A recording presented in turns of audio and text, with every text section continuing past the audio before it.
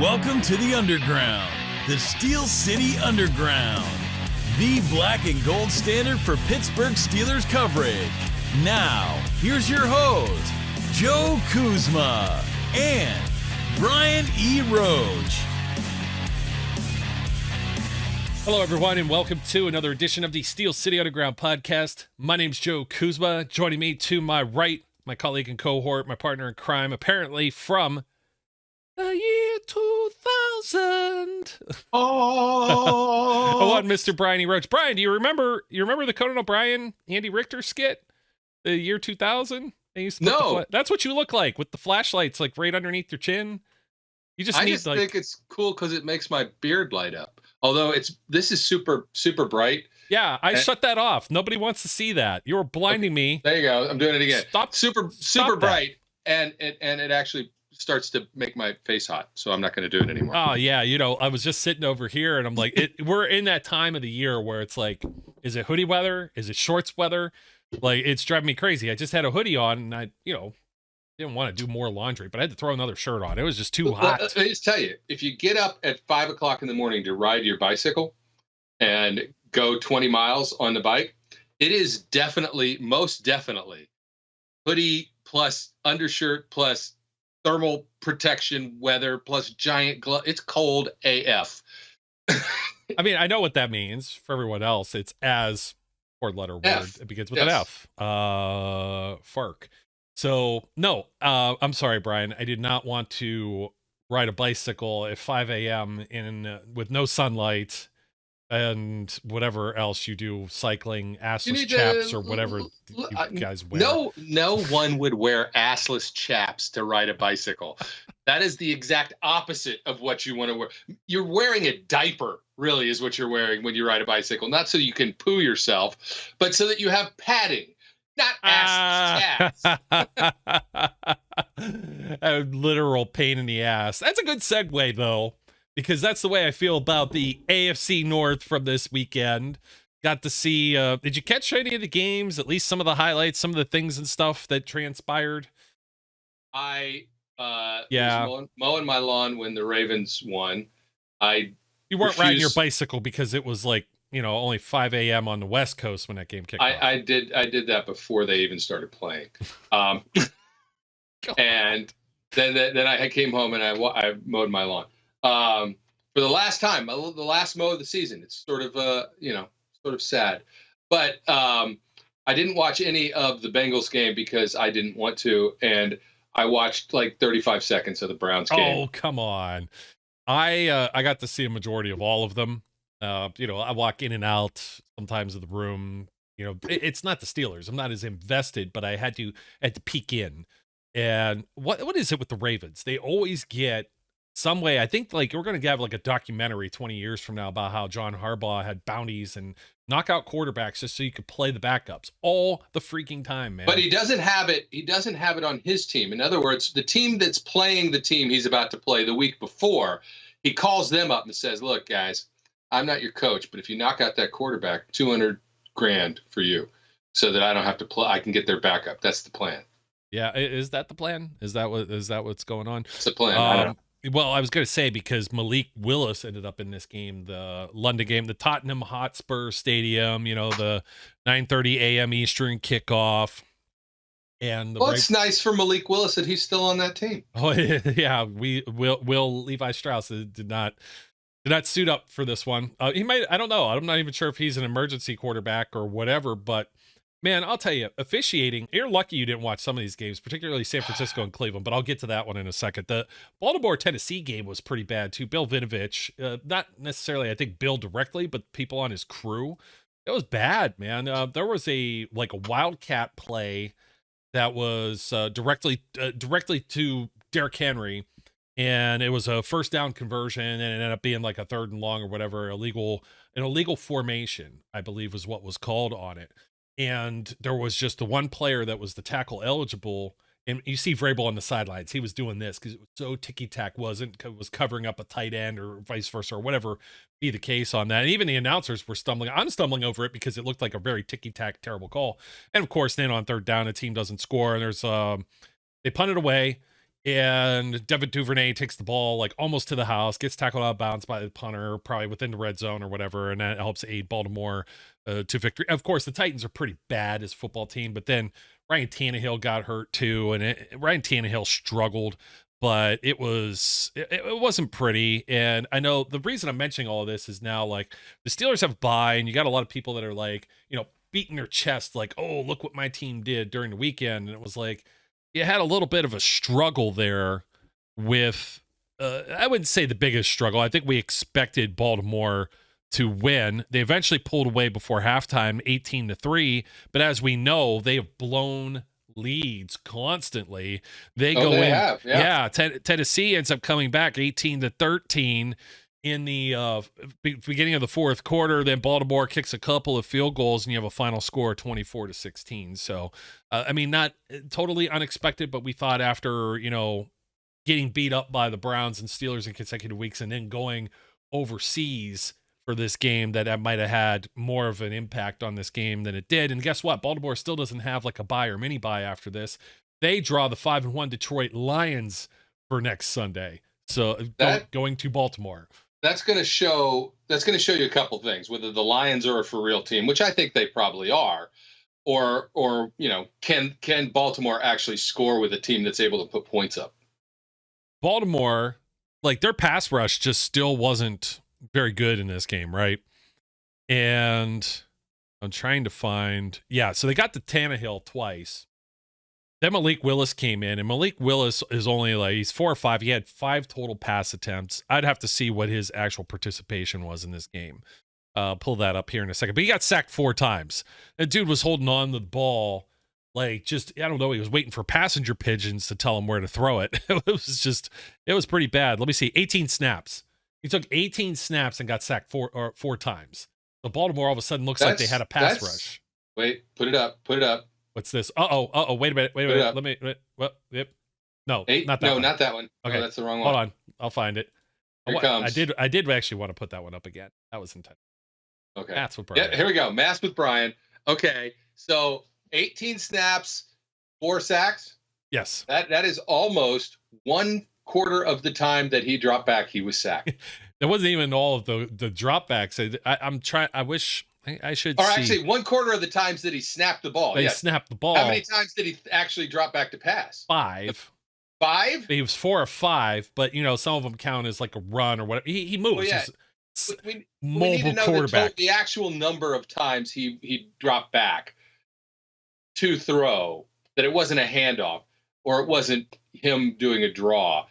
In order to know the percentage, dude, at the most, let's just say half the time. Let's say out of those 5 attempts, none of those actually count as a pass attempt. So we'll say 9.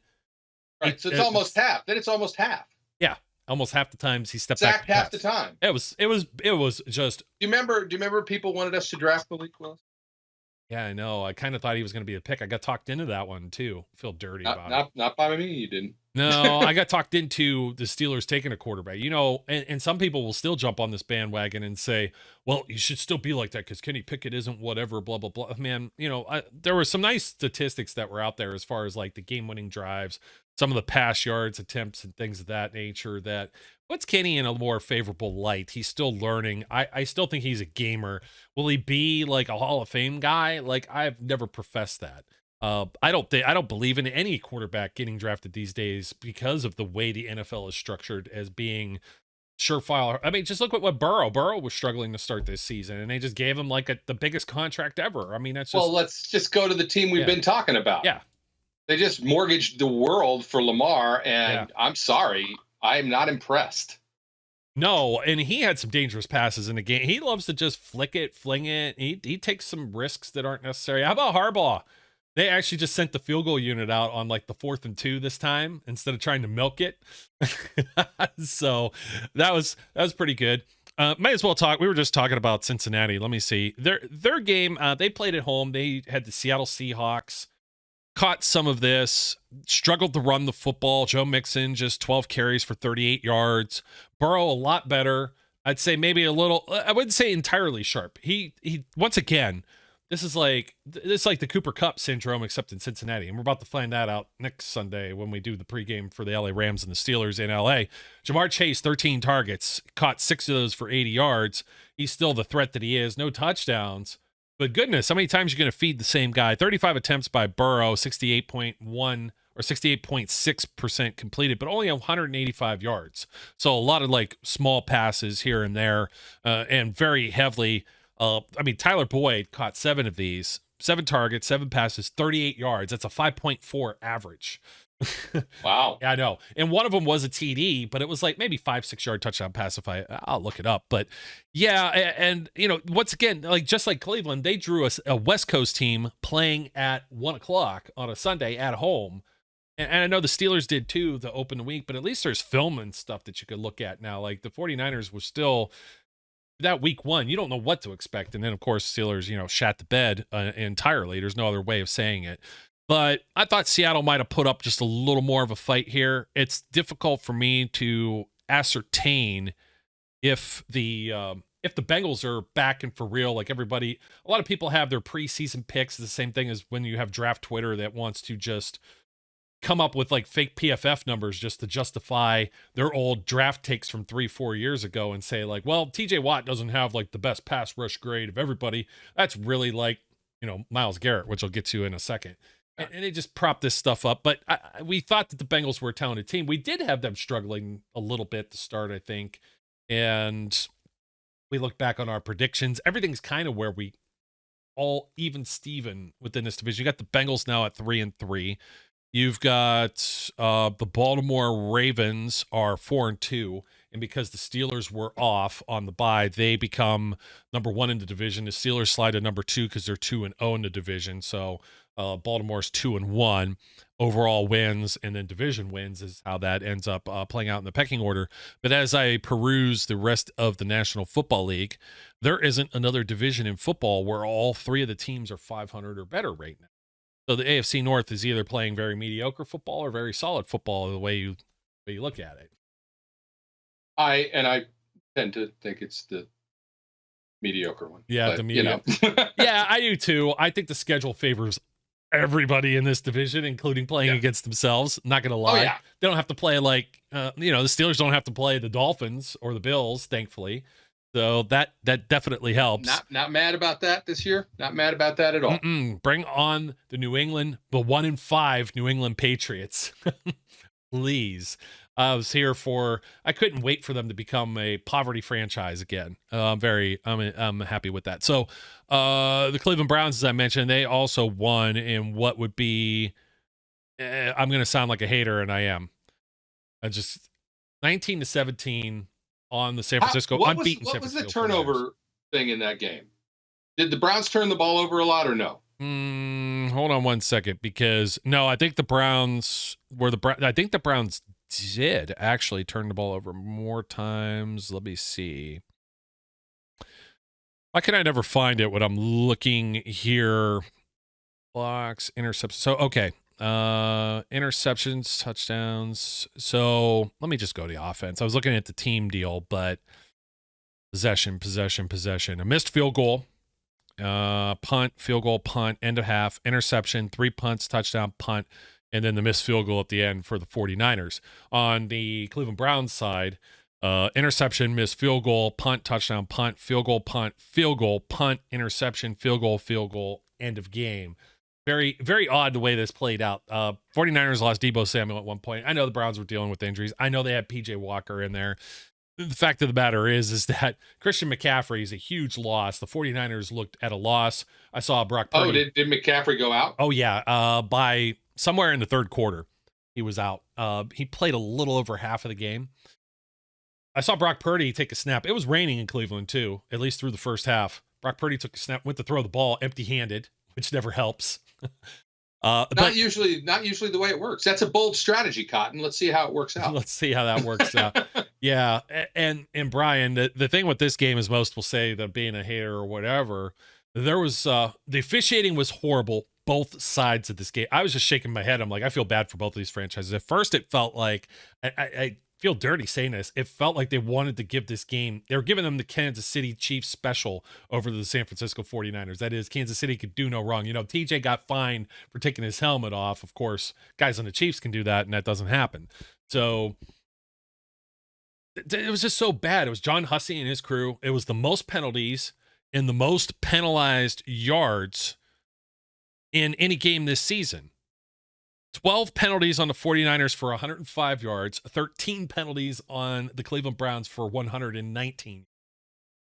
Over 200 yards of penalties, 25 penalties total, and that's just the accepted penalty, I do believe. I wonder if that's like the refs before a game are like, we're going to set a record today.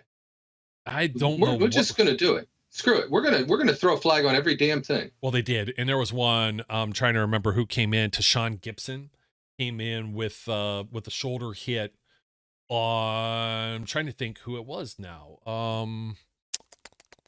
Can't think of his name now for the Cleveland Browns receiver, and that changed the outcome of the game. Browns get to continue on. They still only mustered a field goal, but they got into the field goal range, and they end up kicking what would turn out to be the game winner, go ahead, 2 points in the football game.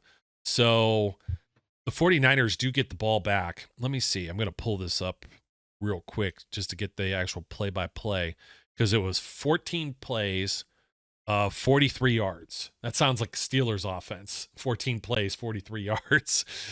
7 minutes and 37 seconds for the drive with 11:39 elapsed. This drive actually began right at 10:58 and ran down to 3:26 left in the fourth quarter.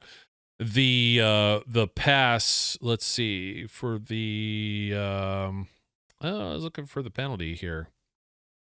Oh no, the unnecessary roughness. I'm sorry, I got the wrong one. This was a 9-play, 63-yard drive. This was 116 by the Browns, so they kind of let them go around, but they had a 3rd and 10. And that was the unnecessary roughness from the Cleveland 26. 15 yards, first down for Elijah Moore. And then they got a new set of downs. They ran the ball, a couple of incompletions. There was another defensive holding on Travarius Ward. They got inched up the field, 4 yards. There was a nice run, 22 yards, 2-minute warning. And then San Francisco had to use one of their timeouts. They actually went and threw the ball from the San Francisco 13, incomplete, ran it again. San Francisco uses another timeout, 29-yard field goal is good. Both field goal kickers up to this point had already missed one apiece in this game. And then San Francisco gets the ball back with 1:40, and they still had one timeout in their back pocket. They get down to the Cleveland 23, and they decide to send Jake Moody out there with 9 seconds remaining. 41-yard field goal. They didn't have any timeouts remaining yet. They had already used it on a play where it was a 2nd and 10. Purdy found Brandon Ayuk. He was still in bounds. It was kind of a middle of the field throw. And then they got a first down, and then they spiked the ball to stop the clock with only 9 seconds remaining. So 41-yard field goal. The guy from Michigan, rookie kicker, missed it. Like just wide too, like just tried to just straight will it through the posts. Cleveland goes wearing their white dude wipes, throwback uniforms and the white helmets. So they get a victory. They snap an unbeaten streak. And yeah, I mean, all good for Cleveland, but that was a sloppy game. It was no less sloppy than basically the way the Steelers beat the Ravens is the way I would explain it. Okay. I mean, not having watched it, I'll buy that. Yeah.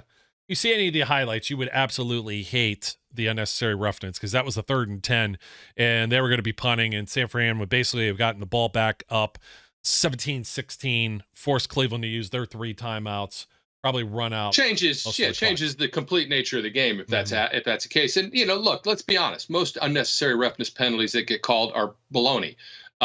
They aren't unnecessary roughness. I mean, unnecessary. I'm assuming it's a roughing the passer call that we're talking about. Oh, no, it's just really unnecessary roughness? Yeah, it was a, let's see if I can find it. Like TJ Watt not getting called for unnecessary roughness when he punched the Ravens receiver in the face to make him knock the ball down? Yeah, but it wasn't even a punch to the face. I know. It wasn't. It just looks like it in the replay. It's very cool. I wish that we can get. Okay, We'll see if we get in any trouble for playing this off the Twitter. Blow On it up a Twitter, little it's bit. public. Yeah, it's Yeah. public. It's off the Twitter. That was an unnecessary roughness Yes, call? it was. Wait, go. Let's look. Wait, I need And to see get it this one more time. This is not going to show you the other angle, but straight up, its body chest didn't lean in or anything. Yeah, that was pretty rough, man. That's a weak call. Pretty rough. And you know, there's a guy who used to play for Pittsburgh who would have said, just put dresses on him already. And I wish I had the alternate angle from all of the. I apologize. I know we're not really allowed to say that anymore. But that's a quote from Jack Lambert, just to be clear. Yeah, and just so you know, like some reputable people talking, like Bob Pompiani with the Steelers, even said that was not a penalty. Terrible call in the 49ers game. Browns get a new set of downs. So that was it was this entire game. Like, and the fact of the matter is the 49ers defense still had opportunities to stop them after that and did not. And then the field goal goes through, and they also had controlled their own destiny. They had a chance to win, and they blew it. Yeah. And blew it. So you made your bed, you get to sleep in it. You had all the unbeatens go down. There are no undefeated teams anymore. The Eagles lose to the Jets. I'm glad. Somebody said this to me today, and I feel it's true. I'm glad we didn't play this weekend. This was the weird weekend, right? This is the weekend where the weird went on, and I'm glad we weren't a part of it. I don't think it would have gone well for us. A lot of weird, and a lot of I had the bad takes of the week that I didn't get to use the bad take last show with Zach, and of course we didn't do a show. We went on a bye ourselves at the end of last week in order to discuss what the Steelers need to do to keep pace in the AFC North. But one of these is the bad take of the Steelers. Brian, if you could believe this or not, somebody said the Steelers, no one else, the Steelers are the laughingstock of the NFL. At 3-2, and they were leading the division before these other games go on while they're in the bye, laughingstock at the NFL. Not the Chicago Bears, who at the time hadn't yet won that broke their 14-game losing streak, which had started after they traded their what would be the 32nd pick overall in the draft to Chase Claypool, is no longer on their roster. Yeah. No, not the Chicago Bears. No, not them. They have Justin Fields. They get all these new coaches. And what did they get for Claypool from the Dolphins? Like a sixth or a seventh. Yeah. So basically what they did is they traded their 32nd pick, this first pick in the second round, for a sixth rounder. Yes, sir. That's some high quality GMing right there. I'll tell you what, get on the phone and see what else you could get. See if Eddie Jackson's available. Bring him in. High quality. That's high Can't quality. afford him. That's high quality GMing right there. There's a lot of speculation on trades and stuff that the Steelers could do. What would they do before the trade deadline? Players will be available. I'm still stunned Bill Belichick hasn't called them to say, give me Mason Rudolph, because every quarterback I have stinks. He wouldn't want Mitch Trubisky either, but no, let's be real. Mm-hmm. Nobody's calling for Mitch, right? If anybody's going to call, it's going to be for Mason, not because Mason is great, but because Mason hasn't looked like a dweeb this season. Well, it also has to do with him not playing. So that's true. He hasn't played. Yeah. Seventh round selection in the 2025 NFL draft is what was traded for Claypool. That could very well be like seventh? the Mr. Irrelevant pick. Yes, seventh. Wow.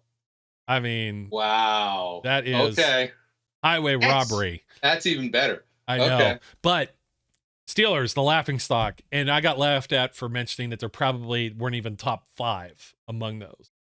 I mean, you had at the time the Jets, Zach Wilson. Now they broke the Eagles streak, so they're looking a little less laughable. The Bears finally broke their losing streak. How about those New York Football Giants? Yeah, a little bit of a laughingstock there. And of course, we go over. Well, you got the Giants, who were a playoff team last year. They could just do nothing.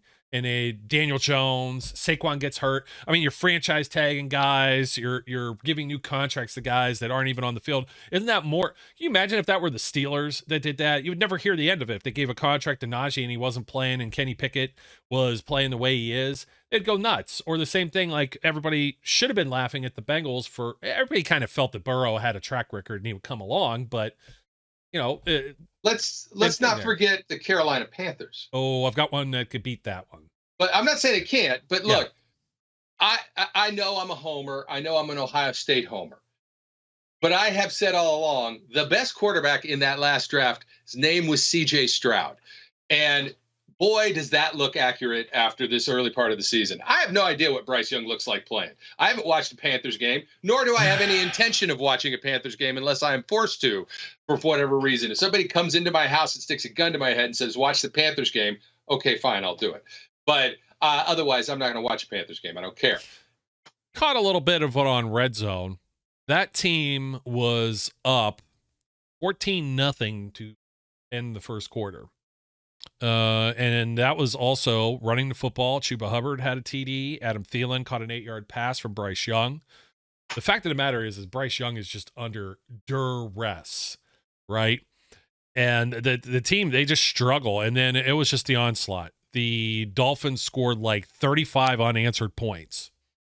And I believe Raheem Mostert at this point, what did Raheem Mostert do in this game? 115 yards rushing, 2 touchdowns, 3 total rushing touchdowns for the Dolphins, and another 3 passing in the air from Tua Tagovailoa. Mostert has 11 touchdowns in 6 games so far out of the backfield. But yeah, you've got an 0-6 Carolina Panthers team that just shipped off the entire farm. What about the Cleveland Browns themselves? They might be in a winning position, but you won because of PJ Walker, maybe. Deshaun Watson, he was cleared to play by his coach, said he's clear to play, and now he still wasn't playing another game. You have to activate a guy from the practice squad because the rookie that you drafted from UCLA, Dorian Thompson-Robinson, I could understand not wanting to play him necessarily, but what's he doing as your primary backup if he's not even going to be your backup? Now imagine if they don't, the narrative, imagine if the 49ers make this field goal. Nobody's blowing smoke up the Cleveland Browns' asses today, Monday morning quarterbacking and saying, oh, yeah, the Browns defense is legit. That would still be true. But the but here is look how embarrassing the organization and everything else is being run, that you have a guy you had to call up from the practice squad over your draft pick and over your $230 million guaranteed quarterback. That's ridiculous. Just to now they're at 3-2 instead of 2-3, which is what could have been the outcome. Yeah, look, I have been giving the Browns more credit than you have for at least 3 or 4 years, right? And where no, you're a hater. Admit it. No, you're a hater. You are a hater. I've given them credit. I've given them credit. To be a hater. Look, I've never been on the Deshaun Watson train. Wait, look, take your hat off and look at what's on it. I see what's on it. Steelers. There you go. Yeah, you're allowed to be a hater. I'm not taking my hat off, though. Right, we're all, I know, because you don't want to show your chromium domium. But it's okay, right? It's okay. You're allowed to hate them. It's okay. What have they done to change the narrative otherwise of them being You're not letting me finish. Garbage? I'm defending myself here of me being biased. Of course, it would be a little bit biased, but I just think everybody else has been so stuck in the mud on their going back to Baker Mayfield. This right here, this is a little bit biased. This is Joe biased. Oh, don't even. But have I been wrong? This is the thing that I agree with you on. The fact that they paid Deshaun Watson the money that they paid them and made that trade was idiotic. It was idiotic. It was a desperation ploy. It was them going, we got to win a Super Bowl. We're tired of drafting quarterbacks. We don't know what the hell we're doing drafting quarterbacks. We stink at drafting quarterbacks. Let's get one that's supposed to be very good. I know he does all these horrible things, but let's just give him everything. Oh, my God, if we don't win soon, we're all going to get killed. It was a desperation move. Desperation move. And it will, without a doubt, handcuff that franchise for a period of time. It already is. I know. I mean, they gave away all of their a boatload of draft picks. They got one again. Do they finally have one this year? In 2024, do they finally have a first-round draft pick again? I'm going to have to look at that trade. I don't know that they do, to be completely honest. I'm going to have to. I do have to actually look. But what if I've been wrong about the Cleveland Browns? Well, I think their defense is a little better than you think they are. At first, because I had to see Greg Newsome and Grant Delpit actually do something. Like, that's just, Yes. And Juan Thornhill still isn't that good of a safety. They got rid of Troy Hill, who was their nickel corner, and you're like, what are you guys doing? I still wasn't even completely sold on when they signed Zadarius Smith. during the middle of this offseason training camp time or whatever, when those late picks are made, I was like, ooh, he's got something in the tank. That could be one. Because if they never grabbed him, I think they struggle on that defensive front. Jim Schwartz, believe it or not, did you see the statistic about Jim Schwartz? We got to talk about the Steelers and what they're going to do too. But this all falls in line because these are opponents in the AFC North. They still have to play all of these teams again. Still haven't played the Bengals yet. So we'll see how that ends up falling out. And we should be wishing we had played the Bengals already. Yeah. Because by the time we play the Bengals, they're likely to be righting. Hopefully for them, not hopefully for us, they've righted their ship and have things in line. But then again, this may be an off year for the Bengals. It may be a year where they just don't figure it out and they end up being not that great.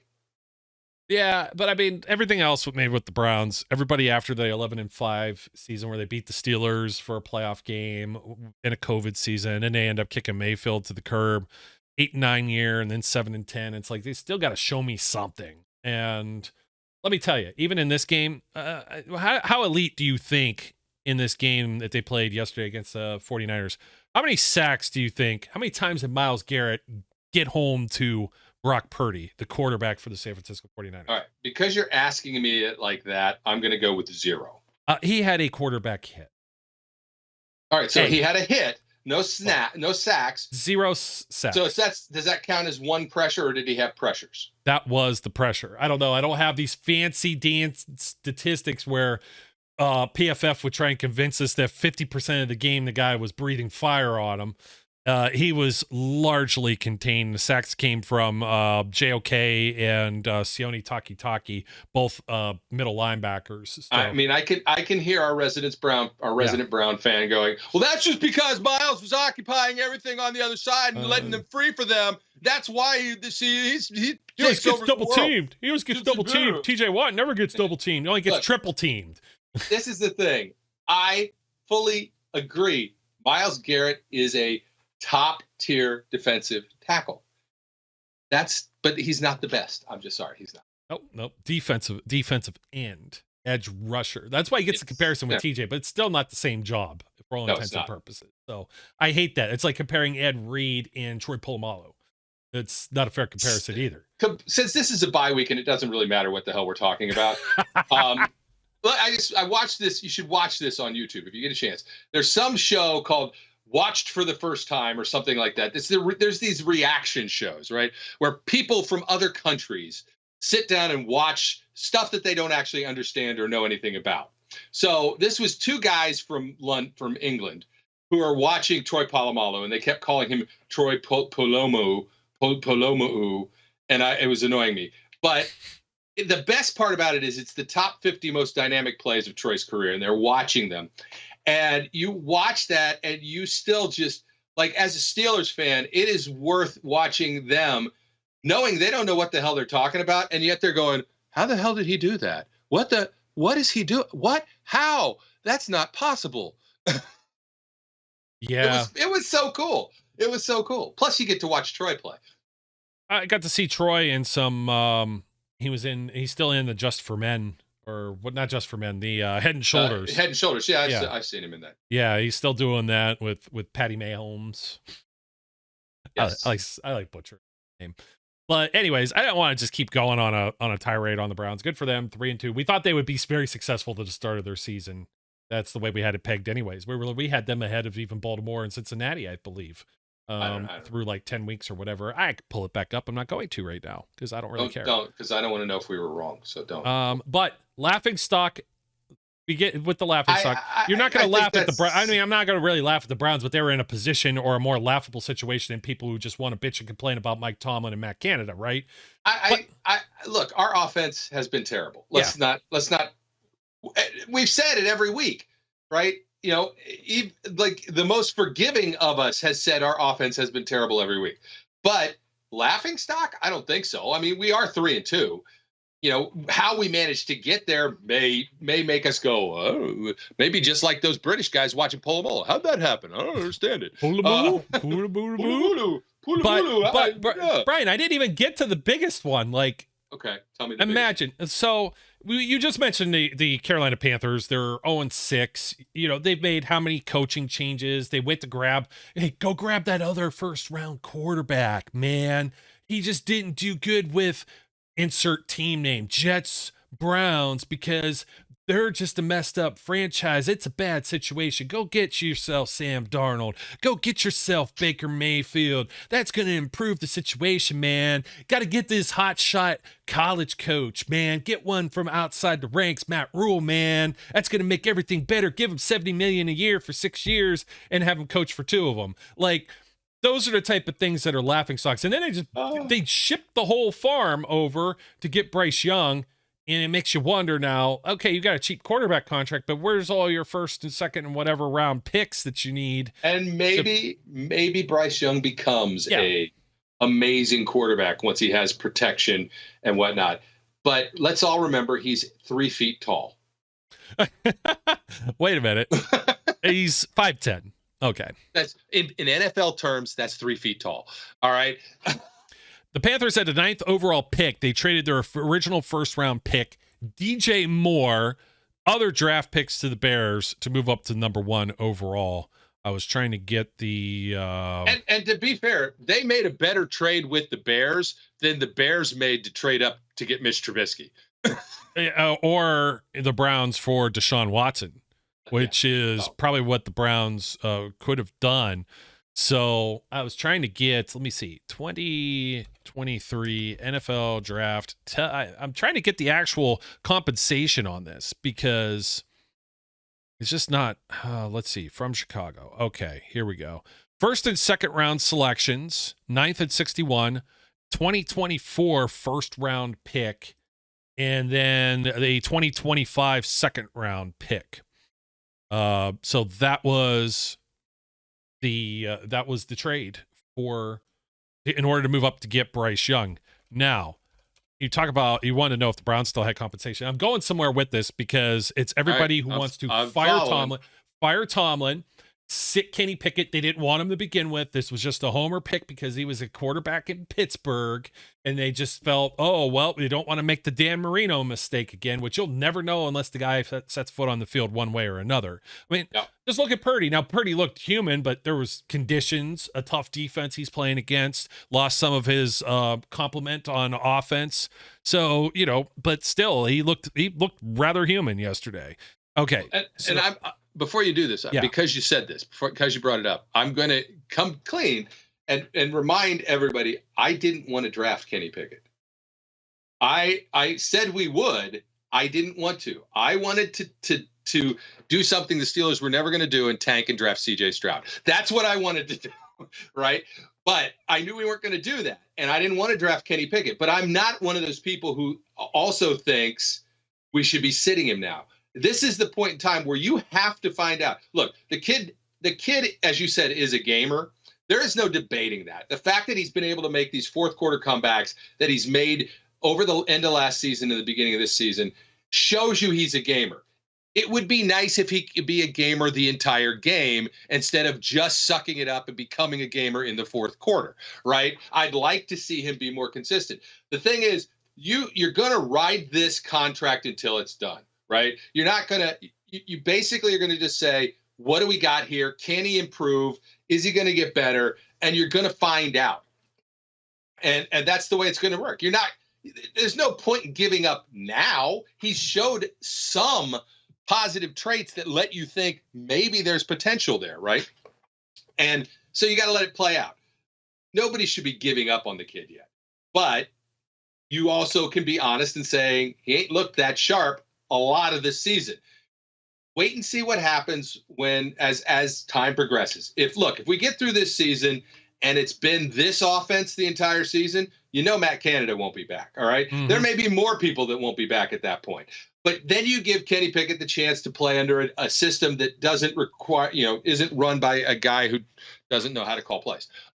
And see if maybe they can have some change that takes advantage of his strengths, takes advantage of the strengths of the running backs, takes advantage of the strengths of the players in place, and see what happens. Maybe he gets to be better. Look, he's not Ben, okay? Like, he just isn't. So you're not going to have that same thing, but that doesn't mean he can't be a competent, serviceable, maybe even top tier quarterback. You just don't know. Let the kid grow. Yeah, I agree with you. Let the kid grow. And that's kind of, I didn't want to get straight to the offense because I was still kind of on the laughing stock stuff, right? Okay. So the Browns do not have their first round pick next year either. They gave up 2022, 23, and 24, as well as a third round pick this past season, fourth round picks in 22 and 24. I'm gonna do my Waterboy impression again. That's some good jamming right there. That's high quality jamming right there. Okay then. So, and that wasn't all of it. Then they guaranteed the 5 years, $230 million. Then they continue to restructure him, so he's now at like something like a $67 million per year cap hit over the next 3 following years. And everybody just thinks that when they add void years, like you can't tag the guy if he ends up being any good. You have to like get a whole new contract done. That money has to hit the cap. Like it is a gigantic mess.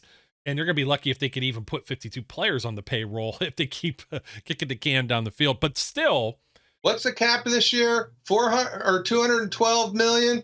How much do we have to pay Deshaun because he hasn't played for 2 years, but we also kept deferring his 209. So we have $3 million. Oh man, we're in trouble. It's actually they have right now they have 34 million. What they're trying to do with the restructure is they try and roll over the money, right? And so that's where they're at now. They have 34 in space, which doesn't do you a whole lot of good. And you could see some of the names that have a lot of dead money from past deals, like Austin Hooper, John Johnson, even Walker, who came back millions of dollars. I mean, that stuff happens. I'm not going to say, but John Johnson even goes into next year and Clowney into next year because guess what? You kept kicking the can down the road. Based on, I think this is already like a, they've already estimated. So they say that they have 6 million in cap space, but there was only, 43 contracted players in 2024. And as you continue to go back, it's like, okay, 48, but there's only 32. And there's going to be players that end up being free agents and stuff. So it's a giant, it is a giant mess. Did they re-sign Denzel Ward yet? Or is he still on his rookie deal? I can't remember. Well, no, he did get another contract. Okay. And like Chubb and Garrett, like your top guys are in there, but to say like a laughing stock. So Ward is through 2027. His cap number starting next year is 23 million and is over 20 million in each of the next 4. Myles Garrett is void years starting in 2027. He has 5 void years already built into his contract, with the 2027 cap hit being $37.5 million roughly. So between Ward and Deshaun and Miles, what is Deshaun supposed to be in 2027? Is he still on there, or is he off? He would have a void year at about 9 million. So you're looking at, by the time you get to now, that's still like $70 million tied up in 3 people who. Now they could cut Ward by 2027. He'd be 30 years old, and that's probably what's going to end up happening. They're going to hold on to him at least through next year. They'll get some relief in following years, but that's what's going to happen. But again, like that being a laughing stock thing, they built this thing. They're trying to do like the Rams thing, spend the money, win now. This is, and people are going to be like, why are they talking about everything that has nothing to do? Joe, you're talking about stuff that has nothing to do with the Steelers. These are the narratives that I hear from everybody about this little title down here. How do the Steelers keep pace in the AFC North? What all these other teams do. Do you trade a bunch of draft picks to get a first rounder who might not be solid? I mean, Kenny Pickett only cost you a first round pick, no moving up, no moving back, nothing extra, for a guy that might be the best of his class. Is it going to be a good quarterback draft class? Probably doesn't look like it. Sam Howell's on his way to being sacked like about, he's going to set the record 47,000 times over David Carr or whatever with the Texans. Yeah. Well, look, and here's the other thing. Wait, like the Steelers. Okay, I'm sorry. Wait, let me get to this one. Do it. Denver Broncos.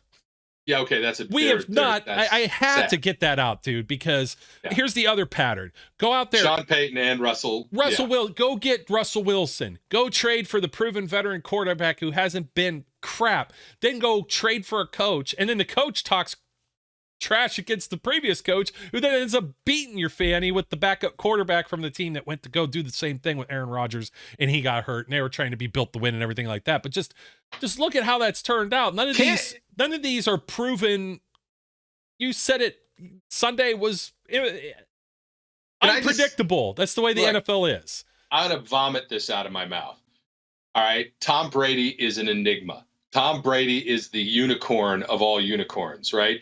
You cannot take old quarterbacks who are out of their prime and assume they're going to be good. He is the one that was like, he went to Tampa and they won a Super Bowl. All right. They did the right things. It's a team that was chock full and loaded. With assistance there too. Yeah, with assistance. Yes. But like thinking Aaron Rodgers was going to save the Jets. Look, my nickname for him, Mr. Overrated, was never going to happen. Russell coming to Denver didn't work out. Like there's some teams the Steelers have a reputation of not being good at analyzing and predicting cornerback talent, right? Oh, we don't draft good when we draft corners, or whatever. We have had question marks about that. Maybe the Browns franchise is just really bad at choosing quarterbacks, regardless of whether they pick a franchise quarterback or a rookie quarterback. Maybe they just aren't good at that. Hey, let me interject. That was the PJ Walker was the 36th starting quarterback for the Cleveland Browns since they came back as a franchise in 1999. 36 times. That's unreal. 36 and then let's see, 1999, 25 years, 24 years. That's that's more than one a year. And that could happen when guys get hurt, but injured. Wow, that is just you'd assume something. And they've tried everything. You watch them, and of course you watch the Broncos do the same thing. Other than Peyton Manning, they've gone through the draft picks: Drew Lock, Brock Osweiler. I'm missing the other guy in the middle, played for the Steelers, Paxton Lynch. Well, he didn't actually get to play, but Paxton Lynch. He didn't play. He was on the practice squad. squad. They've spent draft capital. They've tried to get like a Trevor Siemian, a Joe Flacco, just some veteran off the scrap heap. That didn't work either. Browns tried the same thing for years. Jeff Garcia, Jake Delhomme, draft Brandon Weeden, draft Johnny Manziel. I mean, come on, folks. That's where we're at. Kenny Pickett is firmly in here. The Steelers to stay pace with everybody else who just won. We know that Matt Canada, he hasn't been relieved of any duties. If that hasn't happened yet, it's not going to happen for this week and probably any time in the near future. Not going to happen this year. Probably not at all this year. Only way that ends up the season. Only way that ends up happening. They got 2 Thursday night games. Fortunately, both of them are home games, and those will be followed by mini buys.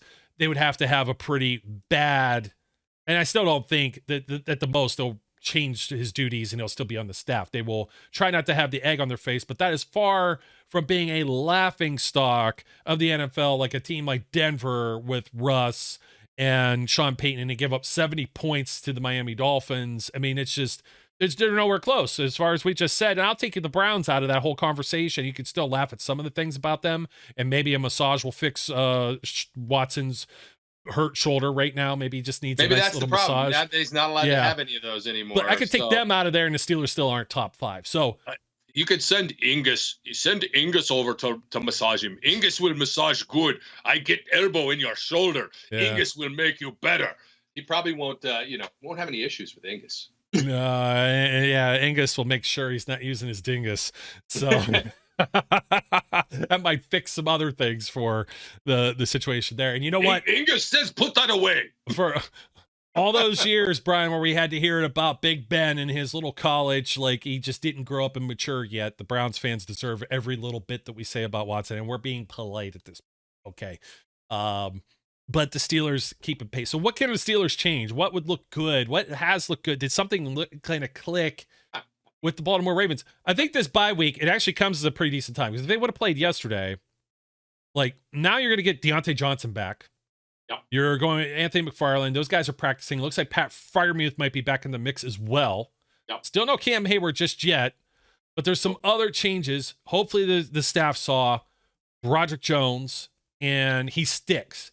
Play him at left tackle, and Kenny has time, and then you get to see Kenny. Like, I think the beginning of that game was more Kenny was still, like, lack of better terms here. Oh shit, Dan, not again. Oh wait, that's not Dan. I got time over here. He's like looking on his left, and I could do some things. So that might help. I want immensely. Kenny to do what Ben did. in this sense, right? You remember 2 or 3 years ago, Ben just stopped doing whatever they called in and just picked his own plays. Now, I know that people laugh. People think that that's something to applaud.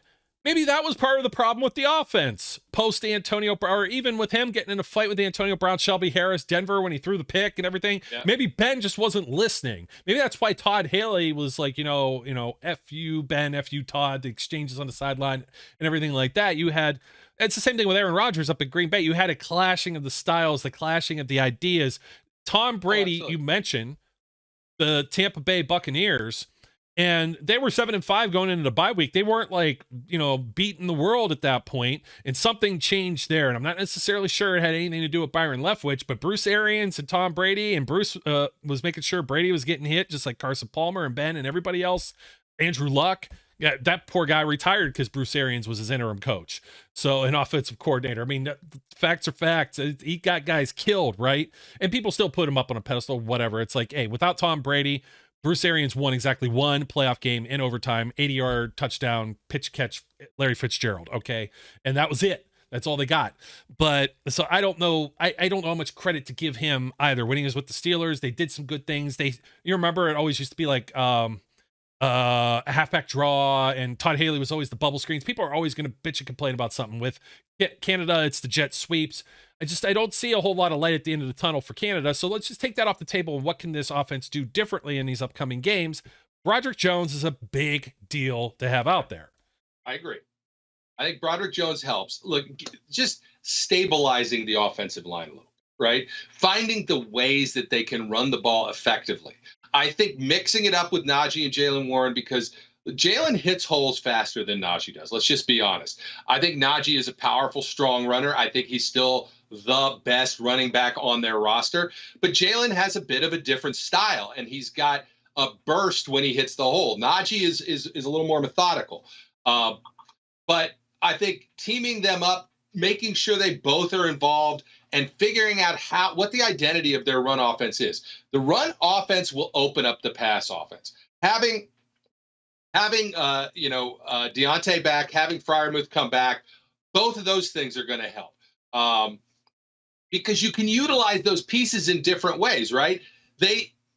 What would look good to me is start using, I know this feels like for 4 years we've been saying the same thing. Start using the middle of the field more, right? Figure out ways to utilize the players you have to use the routes that other guys are running to open up pathways for other guys, right?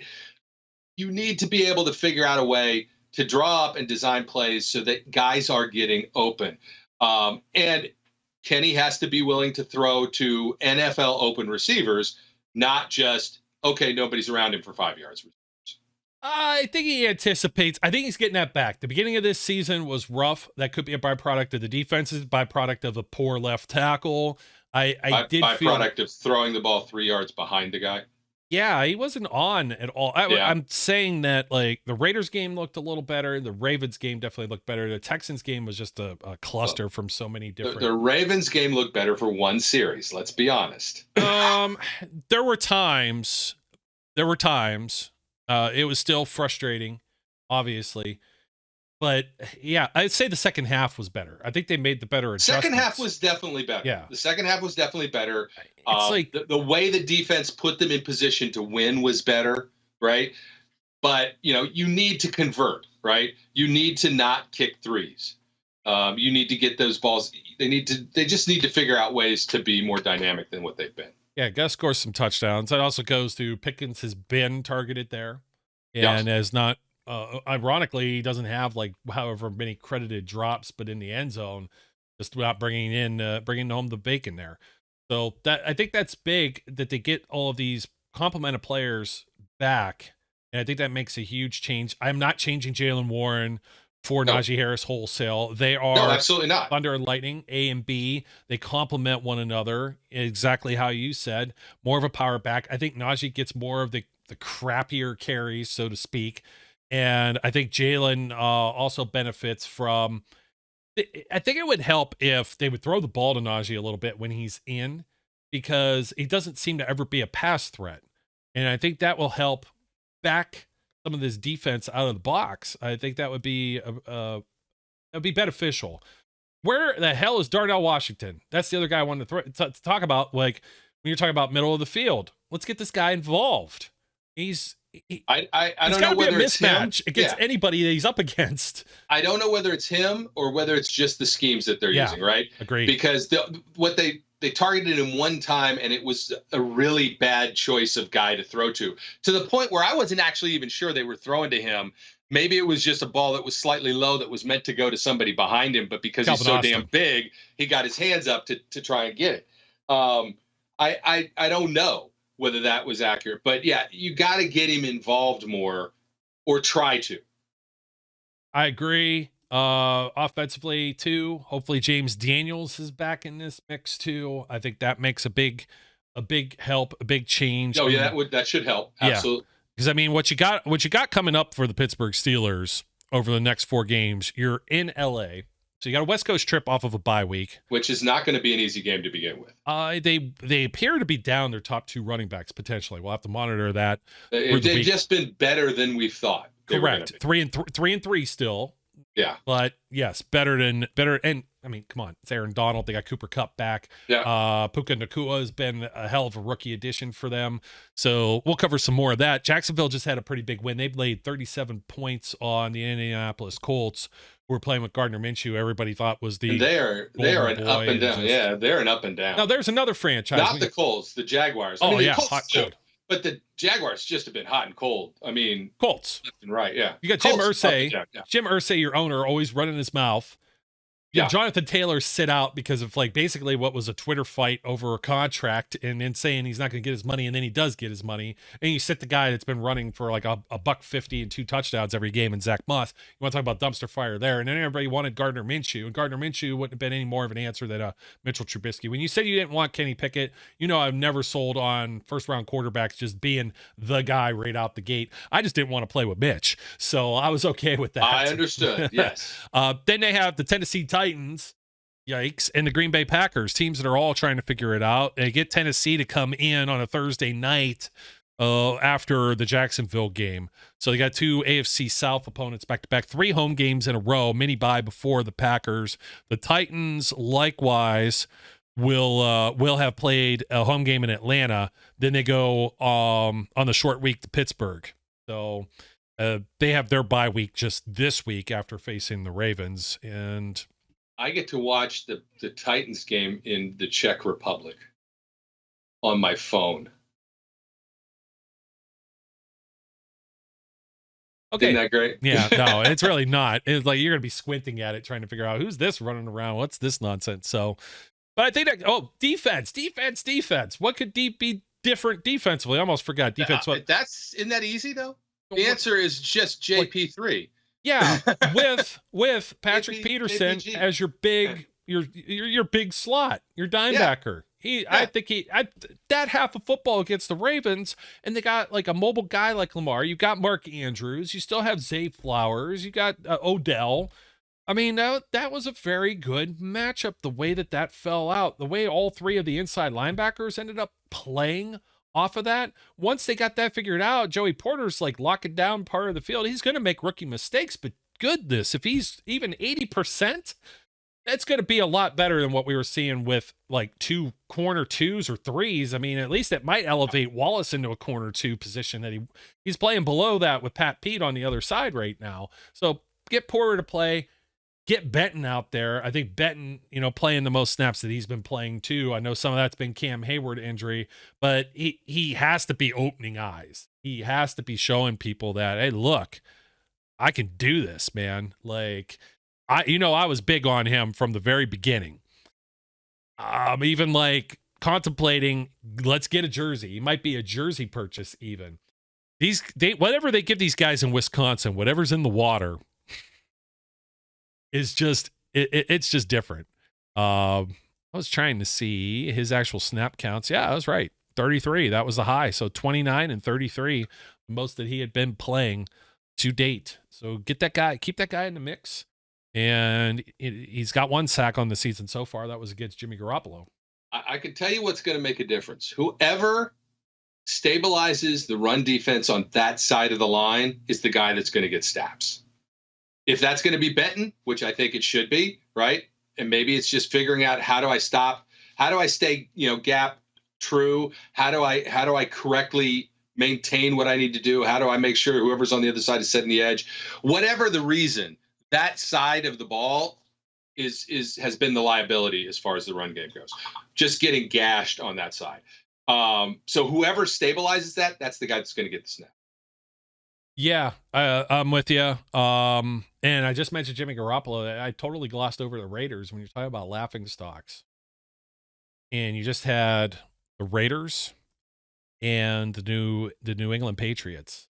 So Bill Belichick's old Flames, old Charges, Jimmy Garoppolo, Jacoby Myers, who they let go and let play Juju Smith-Schuster.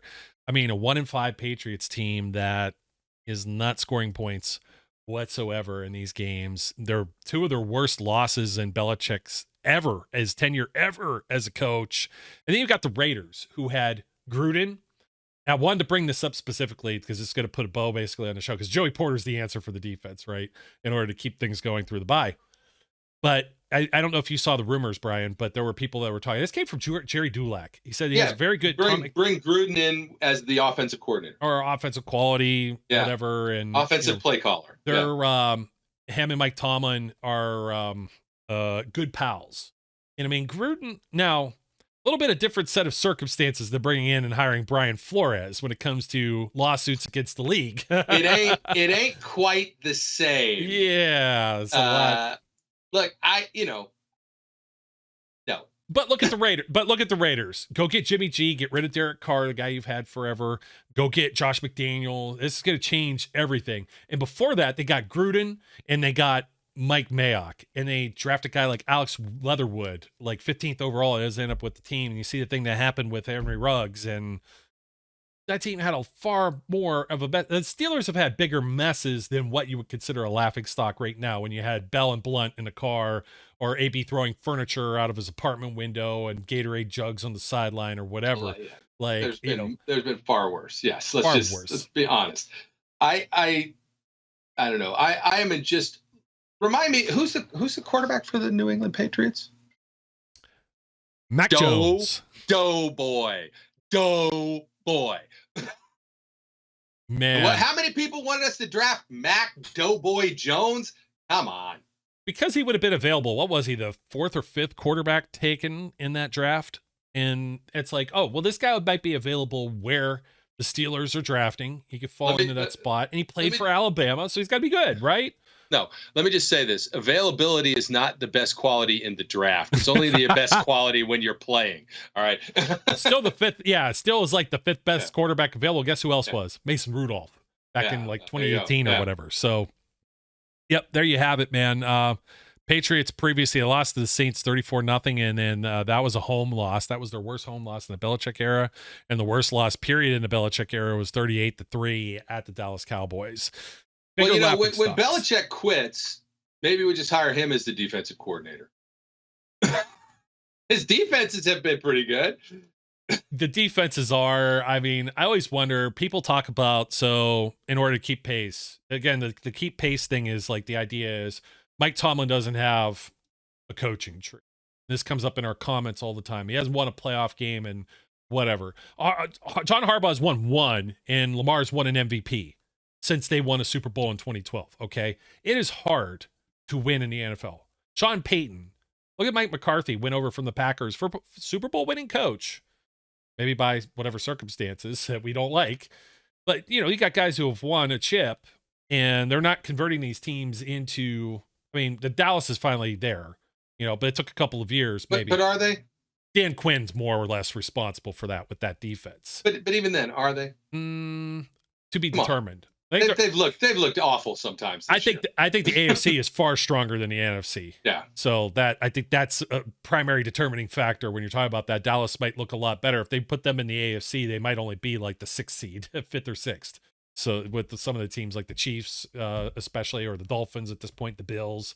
I mean, who are they up against in their own division? They got the Eagles, and then there's And then there's the Washington Commanders they had to change their name. They got an owner that changed over. They had, draft picks at quarterback that didn't work. Dwayne Haskins was one of those. They brought in Carson Wentz. That didn't work either. Now you got Sam Howell. I mean, there's just so many other stories when I'm talking about that. And the point is that people will say they want someone hasn't won a playoff game. We're just completely content with 500 ball. Look at these other teams that can't even get to 500. You got to get to at least 500 or above and then get into the tournament in order to have a chance to win something. I understand. Does it make me happy to see the Steelers season over in like January? No, hell no, it doesn't. But it doesn't make me as upset as knowing it's over in November. You have not had a taste of that probably almost my entire lifetime. You got to go back to the 80s for that to be the real taste, because even when Cowher had a losing season here or there, they haven't had a losing season since 2003.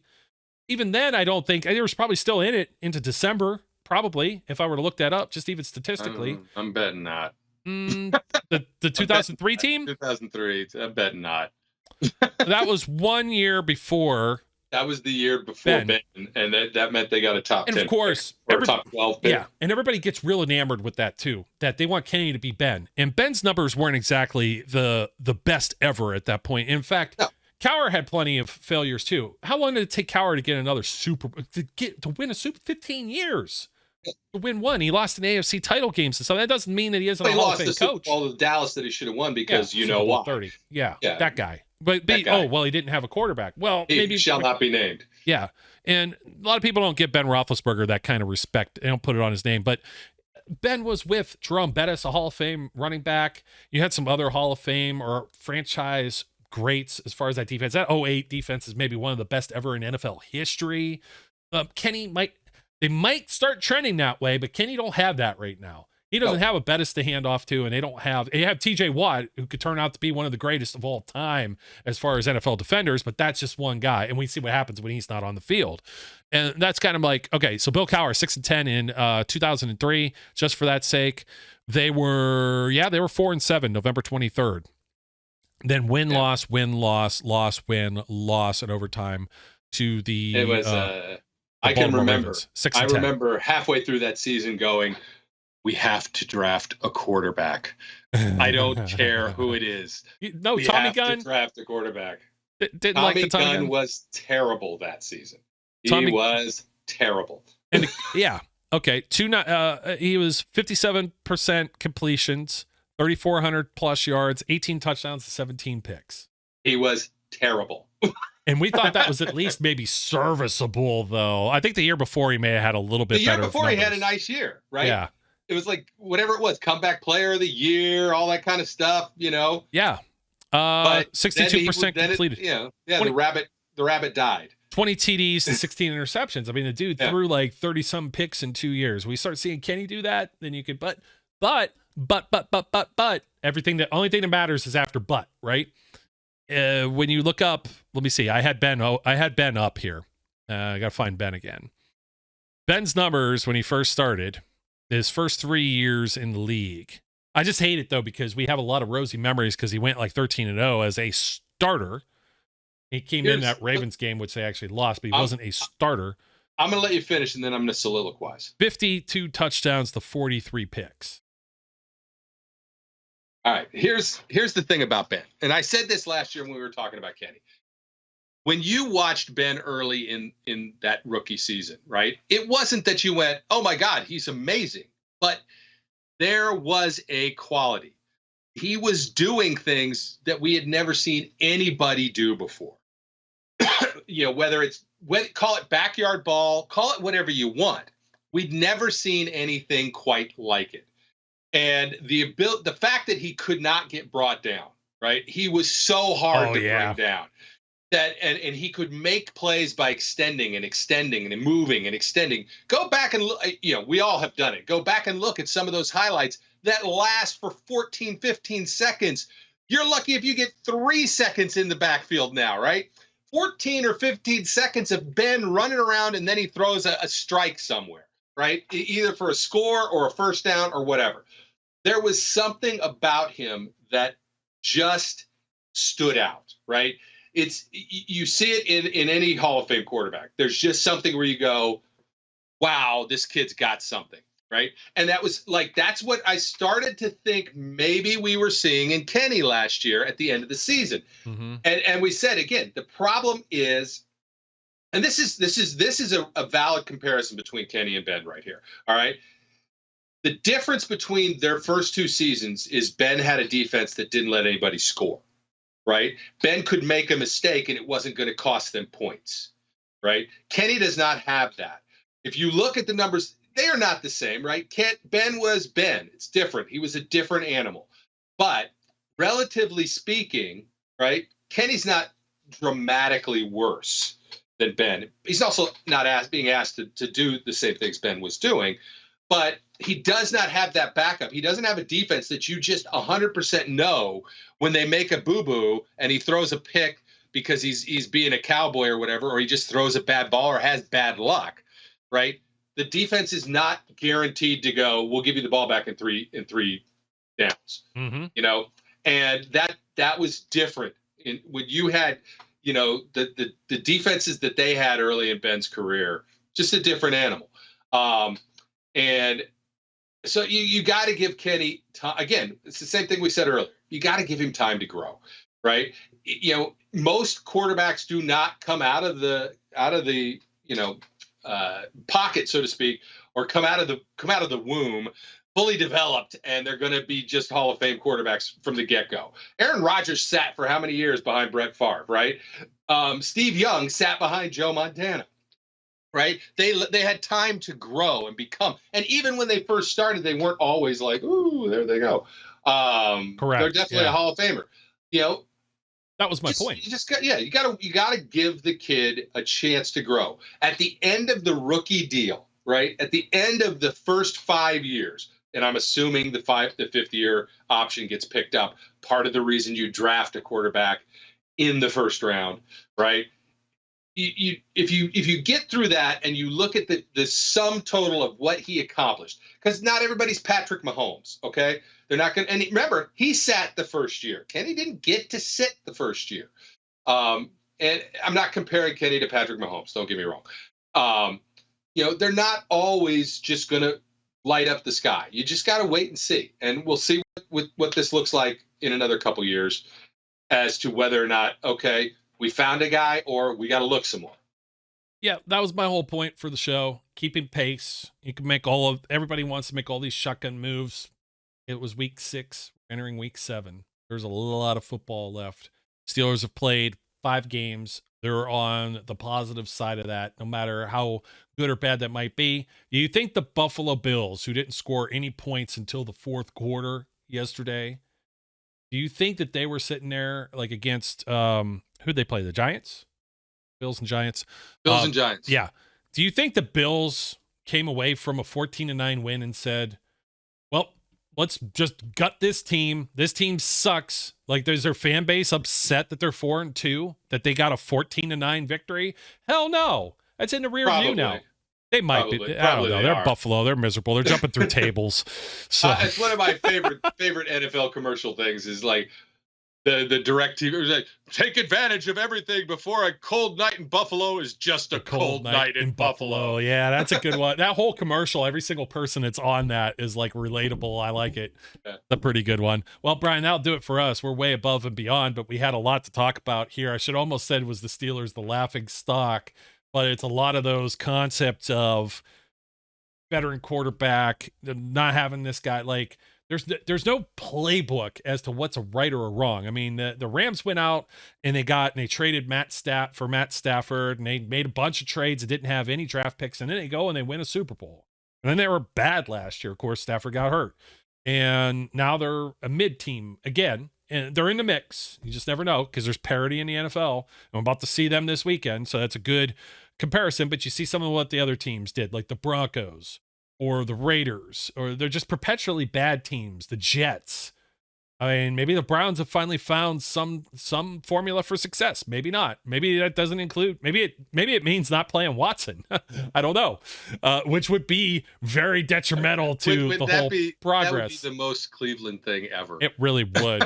It really would. And then they're not able to afford the tag the next guy Yeah. because it's all tied up in Watson. All right, all our money. He took it and he was really bad, and he took all our money. Gives a whole new meaning to take the money and run. But yeah, Ben Roethlisberger, I mean, is not a fair comparison. Ben was not counted on. Ben in his rookie season never passed the ball 30 times or more in a game. His high in that year was 28. His second season, he only had 2 games where he threw 30 or more. One right on the dot, 2019 win against the Ravens, and a big-time shootout loss, 38-31 against the Bengals, where he threw for 41 attempts. His third year, where he threw more picks, 23 interceptions to 18 touchdowns, he had thrown the ball 30 or more times in 1, 2, 3, 4, 5, 6, 7, 8 games. And you're like, well, wait a minute, maybe this guy just isn't it. And then he turns it around the very next season, of course. That would have been 2006. And then from there, you have no, and you could look at Josh Allen's career the same way. People at the beginning of this season were talking the same way about his interceptions and things like that. You could look, like you said, Aaron Rodgers, his first season wasn't like, the Packers didn't have a winning record after getting rid of Brett Favre. Brett Favre goes over, he ends up with the Jets and then ends up with Minnesota. And you're probably looking at it concurrently now. He's playing for the division rival near the twilight of his career and gets them into what, the NFC title game or close to it. Yep. And you're like, did they make the right decision here? And then eventually, but one ring there. So I'm just going to say the same thing. You know, people got Dewey over Aaron Rodgers for every year. Oh, Aaron Rodgers is such a great quarterback. His best quarterback ever. He won 1 ring, and he won it because we screwed up. That's Rashard Mendenhall and I have a Marquise Pouncey. Still, that hurts. It's a lot of the what ifs, you know what I mean? So, Brian, thanks for joining me. We got this, our usual daily Steelers grind during the bye. A lot of stuff to kind of just throw in, a little potpourri. They've got the players. I think the roster's been built. Will they make any trades? Is there anything crazy that's out there? I don't know, because like I just said, an Eddie Jackson or I know nobody said Eddie Jackson, but people were talking about maybe Justin Simmons with the Broncos, Patrick Surtain. If they trade for a corner, then I don't know that you're sitting Peterson and Wallace. They already got Desmond King to help, alleviate maybe Chandon Sullivan. So just to put a bow on that, I was looking at like, who could be sellers? Could the Bears be sellers? Because they're in the cellar. Would they get rid of like an Eddie Jackson? These guys got like premium contracts that are just as much as Minka's contract. So I don't necessarily see that happening. I don't see it happening. Nope. Most of the other teams are contenders right now. That's the only place I could really see them making a big move. They don't need to make a defensive line move. I think they got guys that are there. Cam will be back shortly. There's no need to jump the gun. The inside linebackers are pretty set. Would they trade for like an offensive tackle? You'd have to be trading to swap out Chukwuemeka for a center, and then you do that. What continuity is a good continuity or whatever? These guys you gotta understand. Offensive linemen aren't like hot swap either. They got to know what everybody else on the field's doing. Those guys got to know as much as the quarterbacks do. I do. You can't trade for a center. The center is the quarterback of the line, and you cannot mid-season. You can't trade for a center, so that's out. And who are they going to trade with to get a center that is like Mason Cole is below the line, really, to be honest, this year. But where are you going to find somebody who's above the line that team is willing to give up on? That center is next year's draft. That's what it is. Yep. I agree. So I don't see a whole lot of movement there. At most, you're looking at players. I looked at contracts, even the corners. You're looking at somebody that's like on a Levi Wallace level, a $4 million contract. Someone like an Ahkello Witherspoon, a Steven Nelson, a Levi Wallace. Those are the guys you're looking at. They're not necessarily. You're not going to jump up into this upper echelon. It would be amazing. And then of course the Broncos. I don't know if they are sellers. They've done everything to try. They ought to be, but they've been in a position to now they want to, getting rid of Frank Clark. So whatever. Like, I just don't see them getting rid of a major chess piece in a guy on like a rookie deal or whatever like that. You know what I mean? It just doesn't make a whole lot of sense. And then they said Jerry Jeudy could be on the block, and then he did like 2 catches for 3, or Steve Smith like ripped him. So that was fun. But anyways, we're up against it. Long show. If you made it this far, thank you, 2%ers. We love you. Thank you for supporting the Steel City Underground podcast, wherever you may be listening or watching from. Don't forget to like, comment, subscribe, leave a rating or a review. My name's Joe. His name's Brian. Until next time, we encourage everyone out there to be safe, be good, and we'll catch you later. We would like to thank you for listening and remind our listeners to follow us on social media and our website, www.steelcityunderground.com.